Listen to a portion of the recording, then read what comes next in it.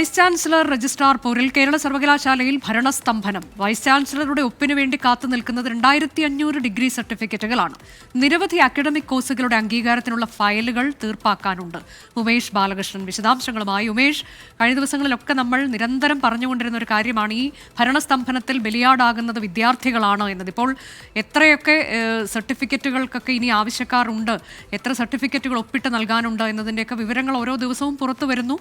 VC അങ്ങോട്ടേക്ക് എത്തിയിട്ട് ഏതാണ്ട് 2 ആഴ്ച കഴിഞ്ഞിരിക്കുന്നു. അങ്ങനെ എന്താണ് ഇതിൽ ഇനി പരിഹാരം എന്നാണ് നമ്മൾ മനസ്സിലാക്കേണ്ടത്. ഇപ്പോൾ കോടതിയിൽ നിയമനവുമായി ബന്ധപ്പെട്ടൊക്കെ കേസ് അത് പരിഗണിക്കാനിരിക്കുന്നു. VCയുടെ നീക്കമൊക്കെ എന്താണ്, എങ്ങനെയാണ്? അനുജ, ഓരോ ദിവസം കഴിയുന്തോറും സ്ഥിതി കൂടുതൽ രൂക്ഷമാവുകയാണ്. നമ്മൾ കഴിഞ്ഞ വെള്ളിയാഴ്ച ഇതിന്റെ കണക്കെടുക്കുമ്പോൾ 1300 ഡിഗ്രി ഫയലുകൾ VCയുടെ അംഗീകാരത്തിന് വേണ്ടി കാത്തു കിടക്കുന്നുണ്ടായിരുന്നു. ഇന്ന് കണക്കെടുക്കുമ്പോൾ അത് 2500 കടന്നിരിക്കുന്നു. ഒരു ദിവസം 25,000-ത്തിലധികം ഫയലുകൾ വിവിധ സെക്ഷനുകളിൽ സർവകലാശാലയിൽ കൈകാര്യം ചെയ്യുന്നുണ്ട്. അതിൽ ഒരുപക്ഷെ രജിസ്ട്രാർ തീർപ്പാക്കേണ്ട ഫയലുകൾ ഒരു 10,000-ഓളം 5,000-10,000 ഇടയിൽ വരും. അതിൽ തന്നെ അത് VCക്ക് അയക്കേണ്ടത് 1000-ന് മുകളിലാണ്. ആ രീതിയിൽ പക്ഷേ VCക്ക് അയക്കുന്ന ഫയലുകളൊന്നും തീർപ്പാക്കാതെ ഇപ്പോൾ തിരിച്ചയക്കുന്ന സാഹചര്യമുണ്ട്. അതേസമയം VC നേരിട്ടെത്തി ഇവിടെ ഫയലുകൾ തീർപ്പാക്കാനുള്ള ശ്രമങ്ങളുണ്ടോ എന്ന് ചോദിച്ചാൽ അതുമില്ല.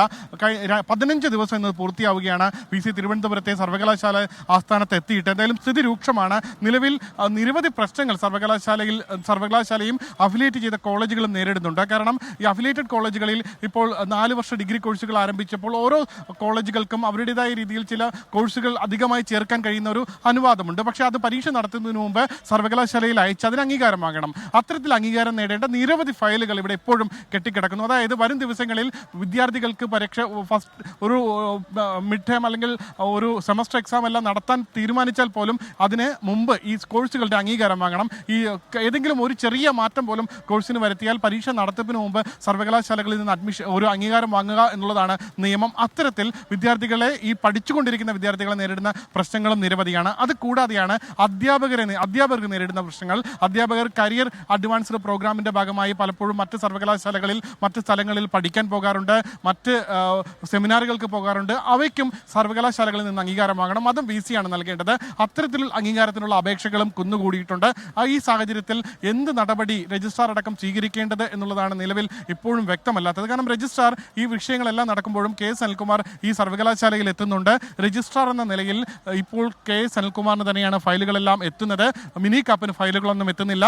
അതുകൊണ്ട് തന്നെ രജിസ്ട്രാർ നേരിട്ട് അയക്കുന്ന ഫയലുകൾ VC മടക്കുകയും ചെയ്യുന്നു. എന്നാൽ ജോയിന്റ് രജിസ്ട്രാർ നേരിട്ട് അയച്ചാൽ മതി. അതായത് രജിസ്ട്രാർക്ക് ഫയൽ അയക്കാതെ ജോയിന്റ് രജിസ്ട്രാർക്ക് നേരിട്ട് VCക്ക് അയക്കാനാണ് ഇപ്പോൾ VC പറയുന്നത്. പക്ഷേ അപ്പോഴും അതിന് ഈ ജോയിന്റ് രജിസ്ട്രാർമാർ തയ്യാറാകുന്നില്ല എന്നുള്ളൊരു പ്രശ്നവുമുണ്ട്. കാരണം രജിസ്ട്രാർ കണ്ടിട്ട് പോകേണ്ട ഫയലുകളുണ്ട്. അതിന് പ്രോപ്പർ ചാനലുണ്ട് ഒരു ഫയൽ മൂവ്മെന്റിന്. അത്തരത്തിൽ ഫയൽ മൂവ്മെന്റുകൾ പൂർണ്ണമായി തടസ്സപ്പെട്ട സാഹചര്യത്തിൽ യൂണിവേഴ്സിറ്റി, അഫിലിയേറ്റഡ് കോളേജുകൾ, വിദ്യാർത്ഥികൾ എല്ലാവരും ഇതിന്റെ ഒരു ബുദ്ധിമുട്ട് നേരിട്ട് അനുഭവിക്കുന്ന സാഹചര്യത്തിലേക്ക് ഇപ്പോൾ എത്തിയിട്ടുണ്ട്.